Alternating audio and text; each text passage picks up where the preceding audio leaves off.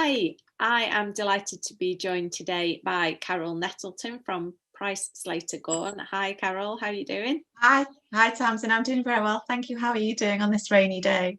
Excellent, I'm all right. Sun looks like it might actually be coming out, which would be good. Um, so we're going to talk today about the family home and the options available for dealing with the family home. It's a topic I get asked about all the time. So we're going to cover all the various options today. But before we get cracking, do you want to just introduce yourself? Thanks, Tamsin. Yes, my name's Carole Nettleton. I'm a family law consultant at Price Slater Gawne in Altrincham. I deal with divorce, separation, dissolution of civil partnership, helping people to deal with their finances and arrangements for children when their relationship is breaking down. I mainly deal with helping people sort out their finances. I qualified in 1996. I've been doing this for a little while now. So yeah, that's a bit about me. Fantastic, thank you. So we'll move straight on.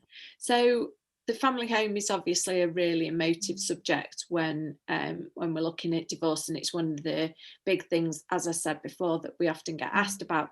So what are the options available when we're looking at dealing with the family home? So Tamsin, there's a range of options that the divorce court can look at when dealing with the family home,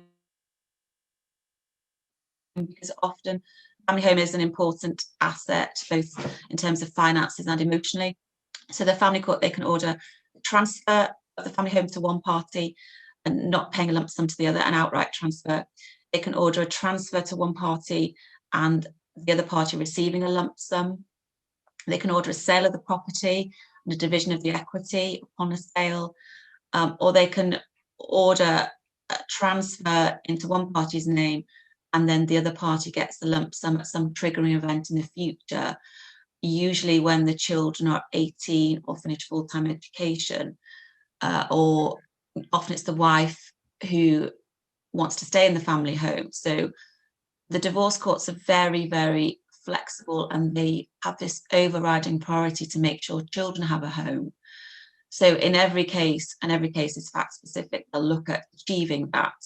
So how do we achieve a home for children, but also a home for both parties, both for husband and wife?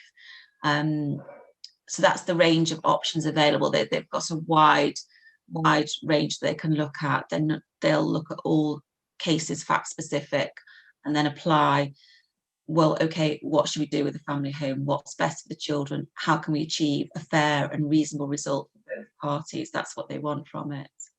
Fantastic. And we're going to talk about husband and wife, Yeah. and the way we talk about it is sometimes the other way around. So Yes. we're talking about it one way, but it doesn't necessarily have to be that way. It could be the other way around.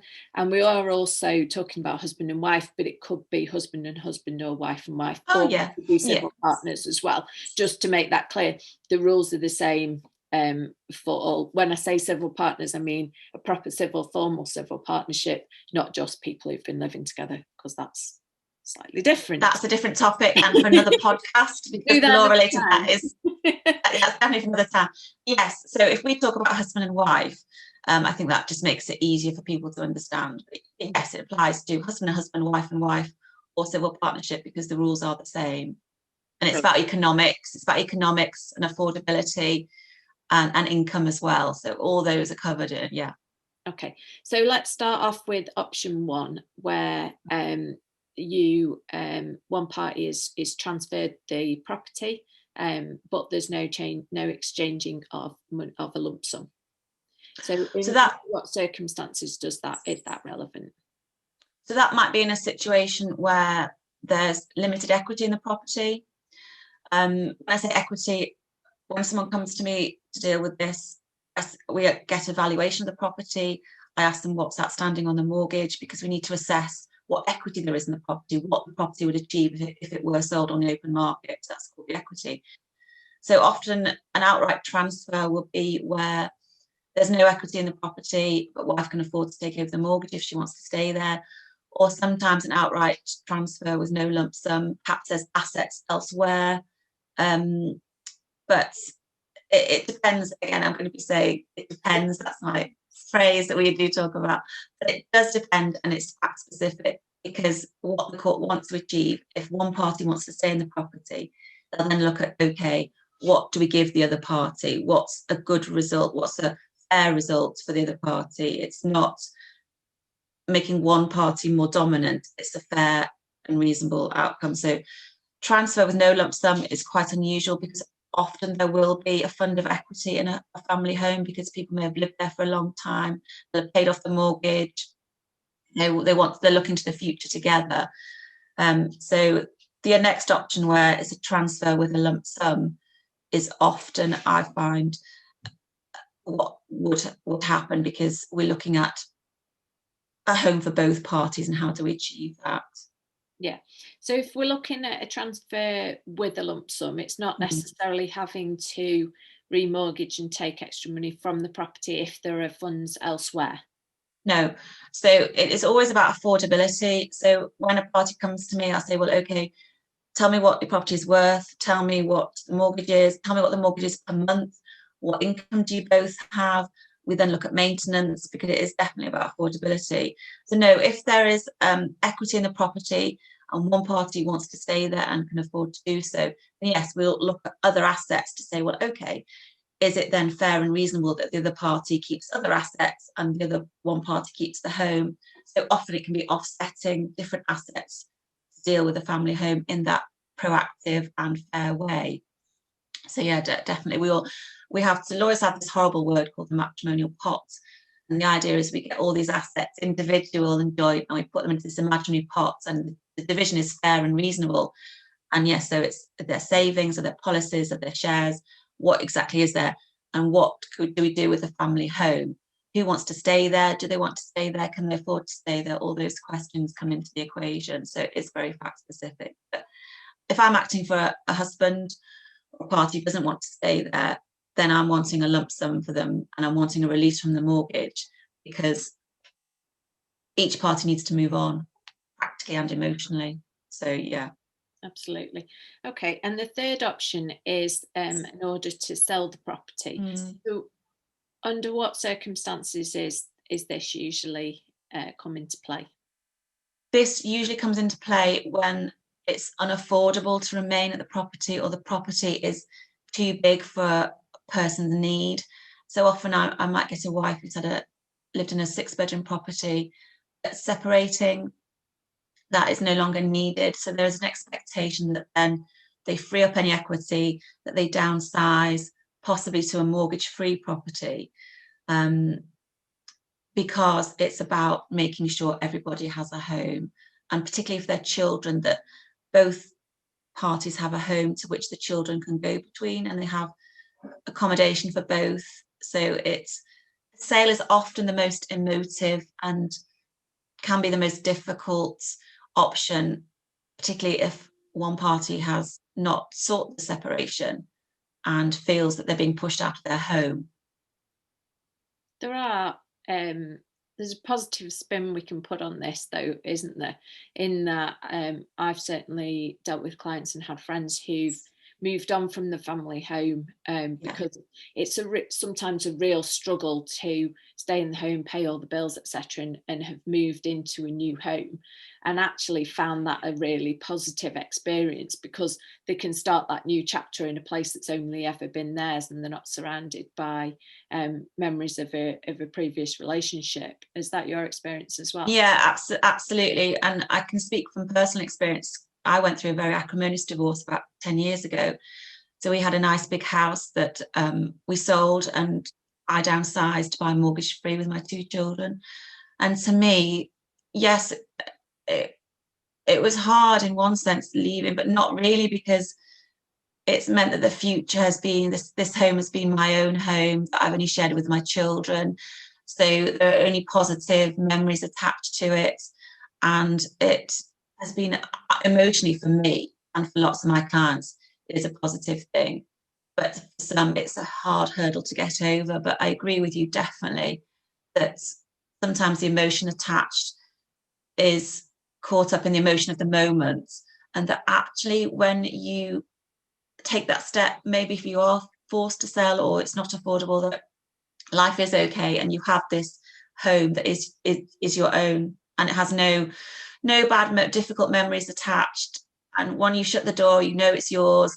No one can come in unless you let them. And for me personally, that's been a very positive thing. So I understand completely the emotion that people attach to their family homes, but equally I agree with you that it is a very positive emotional step to, if you have to sell. I don't think to be looked at as negatively as it can be. Yeah, I think it's the initial fear, isn't it? It's the first thing Oh, when you separate. It's, whoa, where am I going to live? And the thought of living somewhere different and moving house on your own is quite terrifying. But I think actually the reality is yeah. as scary as the thought in your head. No, absolutely. I can remember waking up at 3 o'clock in the morning thinking, where are me and the children going to live? Where are we going to live? And that panic that you have thinking, oh, this future's so uncertain. I don't know what's going to happen. And to remain in my old home would have been easier, but harder, because it's about affordability, and it was about the unhappy emotions that were attached to that place. And moving on, it means that I don't have them. But yeah, I think because it is so uncertain for some people, everybody who's going through a divorce, that we fear, but the court are there to help. And that, from my experience, the court will try and meet what people want, if that's possible, because they're working in each individual situation. So the court are very good, I found, in making practical and economic outcomes in respect to the family home. Fantastic. And we have one final option to discuss, which is the option of staying in the family home until the children are aged 18 or leave full-time education. So how does that work? That's called a measure order, and that works where there is a fund of equity that may need to be released at some point in the future. But again, overriding need is for a home for the children. So to achieve that, one party, often the wife, stays there. And then when the children are 18 or leave full-time education, or the wife remarries or cohabits, the property is then sold, and the husband will get a lump sum percentage based at that point in the future. If I'm acting for a husband, that's not ideal, because you may be tied to a mortgage. You can't get your own mortgage. So we would then explore, can husband be released from the existing mortgage? And also it means that you have to wait for your lump sum, where you may need it or want it now to put down as deposit. But that's a halfway house between a sale and making sure the children have a home. So I think I've found that the courts are very sensitive and sensible about the family home, because they understand, firstly, that it can often be the main source of capital in a separation, and also the emotions that are attached to it, both for wife and children. And these types of orders where it's delayed, sale is delayed, can be helpful, because time then moves on and it's not such a difficult step to take to sell the home if you've not wanted to do that. The children have gone, that's been part of it. So yeah, I've generally found that the courts are very sensitive and will look at what a party wants, what they need, what the children need, and make those orders accordingly. Yeah, I think you're absolutely right. And one thing that's really important is to get really good mortgage advice, and make sure that you're not just going to your own lender and taking whatever they've said as being the situation wherever, because lots of lenders have different options available. Yeah, absolutely, Tamsin. So I would always say to my clients, look, you need to get proper advice from a financial advisor, because your existing lender may not look at the maintenance as an income that they will accept.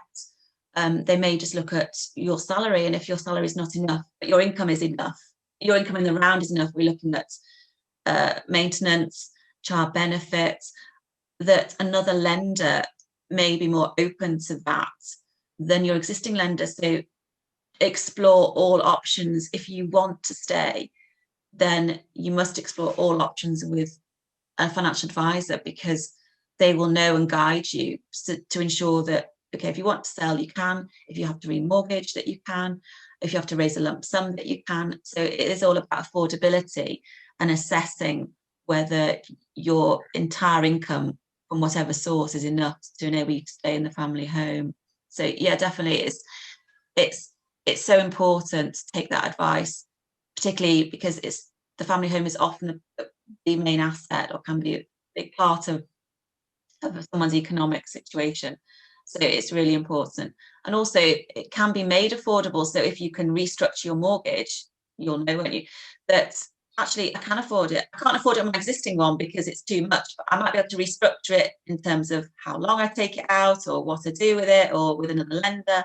So it's so important. Yeah, there are loads of options available. So we would always get people to take professional mortgage advice. We don't actually do them ourselves, but we're going to be talking to Daniel Bell from Bell. Oh yeah, great, yeah. Who's going to give us more information in a couple of weeks' time on how to go about sorting your mortgages out. So that should be great. Carole, thank you so much for joining me today. It's been such a pleasure. Thank you for inviting me, Tamsin. It's been such a pleasure.